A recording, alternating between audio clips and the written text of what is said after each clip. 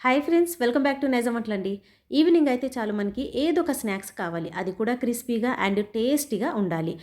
క్యాబేజ్‌తో అయితే మనం ఎన్నో రకాల రెసిపీస్‌ని ప్రిపేర్ చేస్తుంటాం. కానీ ఇక్కడ నేను చెప్పినటువంటి ఈ రెసిపీ వచ్చేసి క్రిస్పీగా చాలా రుచిగా ఉంటుంది. ఈవినింగ్ స్నాక్స్ ఎక్కువ టైం కూడా పట్టదండి.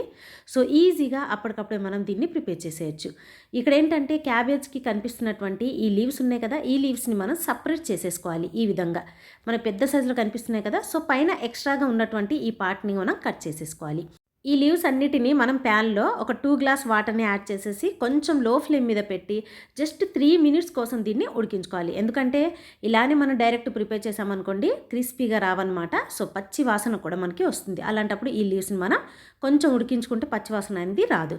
ఇప్పుడు ఏం చేయాలంటే ప్యాన్ తీసేసుకొని ఇందులోకి స్టఫింగ్ మనం ప్రిపేర్ చేయాలి కాబట్టి ఇదే క్యాబేజ్‌ని చిన్న చిన్న పీసెస్‌గా కట్ చేసేసి అంటే మనం లీవ్స్ తీసేసిన తర్వాత మిగిలిపోయిన క్యాబేజ్ ఉంటుంది కదా!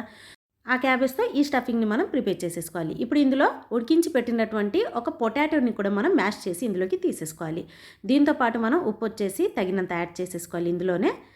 పసుపు వచ్చేసి హాఫ్ టేబుల్ స్పూన్, ధనియా పౌడర్ వచ్చేసి half table spoon and chilli powder వచ్చేసి 1 టేబుల్ స్పూన్ ఇందులోకి తీసేసుకోవాలి.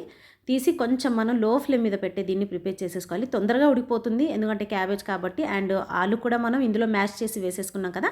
ఈ స్టఫింగ్ వచ్చేసి మనం ఇందులో తీసుకుంటే తినేటప్పుడు మంచి రుచి అనేది వస్తుందండి. చాలా టేస్ట్‌గా వస్తుంది. స్టఫింగ్ మొత్తం ప్రిపేర్ అయిపోయిన తర్వాత ఫైనల్‌గా వచ్చేసి కొంచెం ఇందులో కొత్తిమీరని యాడ్ చేసేసి కొంచెం మనం ఇక్కడ మిక్స్ చేసేసుకున్న తర్వాత నేనైతే స్టవ్‌ని ఆఫ్ చేసేస్తున్నాను. ఇప్పుడు దీన్ని కంప్లీట్‌గా మనం చల్లారనివ్వాలి. సో, కాస్త మనం దీన్ని పక్కన పెట్టేసి స్టవ్ మీద లో ఫ్లేమ్ మీద మనం పెట్టేసాం కదా లీవ్స్‌ని. దీంటేంటంటే మధ్యలో బ్రేక్ అవ్వకుండా జాగ్రత్తగా దీన్ని మనం ఈ విధంగా ఒక 3 మినిట్స్ కోసం ఉడికించుకుంటే సరిపోతుందండి. మరీ ఎక్కువసేపు ఉడికించినా ఇవి మెత్తగా అయిపోతాయన్నమాట. అంటే ఎక్కువగా ఉడికిపోతాయి. సో, అప్పుడు మనకేంటంటే రోల్స్ అనేవి కరెక్ట్‌గా రావు. ఇప్పుడు ఏం చేయాలంటే కొంచెం శనగపిండి తీసుకున్నాను నేను. ఒక 3 టేబుల్ స్పూన్స్ తీసుకున్నాను. ఇందులో కొంచెం వాటర్‌ని యాడ్ చేసుకోవాలి. అంటే కొంచెం మనకి థిక్‌గా ఉండాలి ఇది. ఎందుకంటే మనం ఇందులో డిప్ చేసి ఫ్రై చేస్తాం కాబట్టి. ఇప్పుడు ఏం చేయాలంటే ఇక్కడ లీవ్స్ అనేవి కొంచెం చల్లారిన తర్వాత పైన ఎక్స్ట్రాగా ఉన్నటువంటి పార్ట్‌ని కట్ చేసేసి ఇప్పుడు ఇందులో మనం స్టఫింగ్ ప్రిపేర్ చేసాం కదా! ఈ స్టఫింగ్‌ని ఇందులోకి తీసేసి రోల్స్ లాగా మనం ప్రిపేర్ చేసేసుకోవాలి. ఈ క్యాబేజ్ రోల్స్ డిఫరెంట్ రెసిపీ కాబట్టి పిల్లలు కూడా ఇష్టంగా లాగిస్తారండి. పెద్దవాళ్ళ నుంచి పిల్లల వరకు ఇష్టపడి మరీ తింటారనమాట.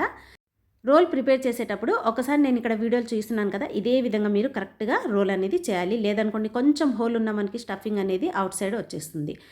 రోల్స్ అన్నీ మనకి ప్రిపేర్ అయిపోయిన తర్వాత ఇక్కడ మనం తీసి పెట్టుకున్నటువంటి ఈ పిండి ఉంది కదా! ఈ శనగపిండిలోకి ఈ విధంగా డిప్ చేసేసుకోవాలి. డిప్ చేసిన తర్వాత ఆయిల్ బాగా హీట్ అయిన తర్వాత ఈ ఆయిల్‌లోకి యాడ్ చేసేసుకోవాలి. యాడ్ చేసిన తర్వాత మీడియం ఫ్లేమ్‌లోకి అడ్జస్ట్ చేసేయాలి.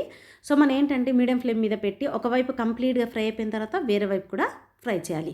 అప్పుడే అంటే వేసిన వెంటనే మనం కలిపామనుకోండి అతుక్కపోతాయండి ఒకదానికొకటి. సో, ఇక్కడ కనిపిస్తుంది కదా మనకి బజ్జీలు ఎంత క్రిస్పీగా కనిపిస్తున్నాయో. బయట క్రిస్పీగా లోపల చూస్తే స్టఫింగ్ చాలా రుచిగా ఉంటాయండి. ఎందుకంటే మనం ఈ క్యాబేజ్‌తో ఎన్నో రకాల రెసిపీస్‌ని ప్రిపేర్ చేస్తుంటాం కదా! ఈ రెసిపీ ఏంటంటే చాలా డిఫరెంట్ అనమాట.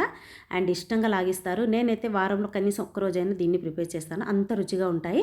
సో, దీన్ని ఏ చట్నీలో అయినా మీరు సర్వ్ చేసుకోవచ్చు. మరి ఈ వీడియో నచ్చినట్లయితే లైక్ చేసి సబ్స్క్రైబ్ చేయడం మర్చిపోకండి.